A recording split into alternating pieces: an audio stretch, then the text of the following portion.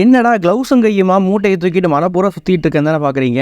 ஆக்சுவலா தூய்மை பணிக்காக காரமடை பக்கத்துல இருக்கிற முள்ளிங்கிற ஒரு ரெஸ்ட்ரிக்டடான ஒரு ஹில் ஸ்டேஷனுக்கு தாங்க வந்திருந்தோம். எந்த அளவுக்கு ரெஸ்ட்ரிக்டட்னா கீழேருந்து மேலே போற யாருக்குமே அலவுடு கிடையாது. ஊட்டி சைட்ல இருந்து இறங்குறாங்க பாத்தீங்களா, அவங்களுக்கு மட்டும் தான் அலவுடே பண்ணுவாங்க. நான் இத்தனை நாள் டிராவல் பண்ணதுல இன்னைக்கு தாங்க ரொம்பவே சாட்டிஸ்ஃபைங்கா ஃபீல் பண்ணேன். ஏன்னா ஒரு காட்டையே சுத்தப்படுத்துறோம் அப்படிங்கும்போது ரொம்பவே ஹாப்பியா இருந்துச்சு. எனக்கு ரொம்ப நாளா பாத்தீங்கன்னா டிராவல் பண்றது விளாக் பண்றது மட்டும் இல்லாம தூய்மை பணியும் செய்யணும்னு ரொம்ப ஆசை இருந்துச்சு. அதுக்கேற்ற மாதிரி வெக்டுங்கிற நிறுவனம் இந்த விஷயத்துல ஈடுபாடு செய்யறாங்க அப்படின்னு தெரிஞ்சவனே நம்மளும் போயிருந்தோம். நான் உங்களுக்கு ஃபர்ஸ்டே சொன்னேன் பாத்தீங்களா, இந்த இடம் வந்து ரெஸ்ட்ரிக்டட் ஏரியா அப்படின்ட்டு. அப்படி இருந்தாலும் கூட பிளாஸ்டிக்கை தாண்டியும் பாட்டில்ஸ் தாங்க அதிகமா இருக்குது. நீங்க ஹில் ஸ்டேஷன் வர்றீங்கன்னா உங்களுக்கு குடிக்க வேணாம்லாம் சொல்லவே கிடையாதுங்க. பட் ரெஸ்பான்சிபிலிட்டியோட குடிங்க. அந்த பாட்டில்ஸ் எல்லாம் எடுத்து கீழே கொண்டு போய் டஸ்ட்பின்ல போட்டுருங்க. முக்கியமா இந்த இடத்துல யானைகளோட நடமாட்டம் ரொம்பவே அதிகமா இருக்குதுங்க. இன்கேஸ் ஏதாச்சும் ஒரு சின்ன பாட்டில ஏதாச்சும் யானை மிதிச்சு காலில் ஏறிடுச்சுன்னா அந்த யானைனால ஒரு வாரத்துக்கு சாப்பாடு தேட முடியாம போயிடும். ஈவன் அந்த யானை இறந்து போறதுக்கு கூட பாசிபிலிட்டிஸ் இருக்குது. நம்ம குடிச்சிட்டு போற பாட்டில்னால ஒரு யானையே இறந்து போகிறதுக்கு பாசிபிலிட்டிஸ் இருக்குங்கும் போது அதை கொஞ்சம் தவிர்த்துக்கிறது ரொம்பவே நல்லதுங்க.